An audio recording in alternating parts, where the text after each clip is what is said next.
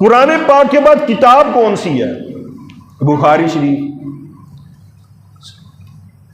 حدیث کی سب سے معتبر جو کتاب ہے وہ صحیح بخاری ہے۔ اب صحیح بخاری،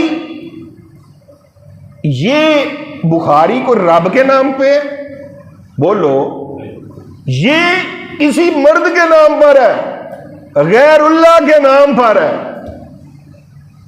تو دوسری کتاب امام مسلم کے نام پر، تیسری ترمذی، ابو داؤد، نسائی، ابن ماجہ، یعنی جتنی چیزیں ہیں غیر اللہ کے نام پر آ رہی ہیں، تو تمہاری تعریف کے مطابق تو کوئی بھی چیز پھر حلال نہ ہوئی۔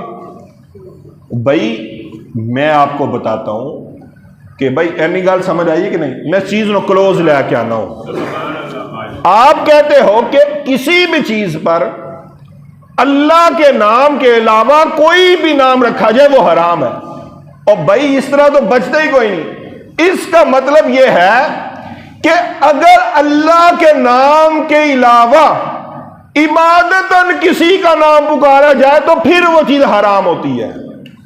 ہم عبادت رب کی ہی کرتے ہیں، اس کا ثواب ہم کسی اللہ والے کو دے دیتے ہیں، یہ بات ہے جو اصل بات ہے۔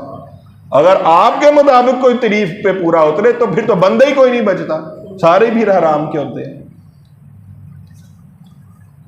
اس طرح قرآن کی صورتیں غیر اللہ کے نام پر ہیں، حدیثوں کی کتابیں غیر اللہ کے نام پر ہیں، میرا اور آپ کا نام غیر اللہ ہے، ہم غیر اللہ ہیں، پھر ہم بھی حرام کے ہوتے ہیں آپ کی تعریف کے مطابق۔ مسجدیں غیر اللہ کے نام پر ہیں، بچتا ہی کوئی۔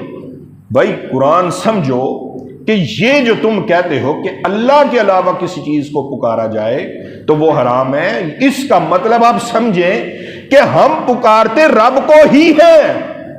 اس کا مطلب یہ ہے کہ اگر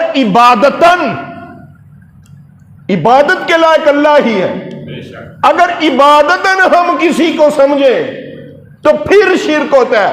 ہم مالک کو ہی رب العالمین مانتے ہیں جو واجب الوجود ہے، وحدہ لا شریک ہے، ہم اسی کو ہی رب مانتے ہیں، عبادت اسی کو کی کرتے ہیں، اس کا ثواب ہم کسی کے دیتے ہیں، کسی کو دے دیتے ہیں۔ تو یہاں پر جو مراد ہے، اس سے مراد یہ ہے کہ بتوں کے نام کا تم نے کسی کو جانور ذبح کیا تو وہ جانور تمہارے لیے حرام ہو جائے گا، بتوں کے نام کا کوئی لنگر پکایا تو وہ تمہارے لیے حرام ہو جائے گا۔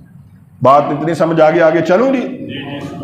تو یہ جو آیت مبارکہ کا میں نے آپ کے سامنے پس منظر رکھا، اس کی وجہ یہ تھی کہ جو کافر تھے وہ بتوں کے نام پہ جانوروں کو چھوڑ دیا کرتے تھے، یا بتوں کے نام پہ جانوروں کو ذبح کیا کرتے تھے۔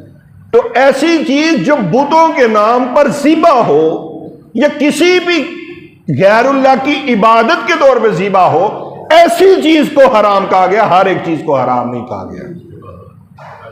اور اس کا ترجمہ علامہ علوسی نے دیگر تفسیر بیضاوی میں، تفسیر مدارک میں سب کا یہی معنی مراد لیا گیا ہے کہ وما اہل بہ لغیر اللہ کا مطلب ہے کہ بتوں کے نام پر ذبح کرنا یہ غلط بات ہے۔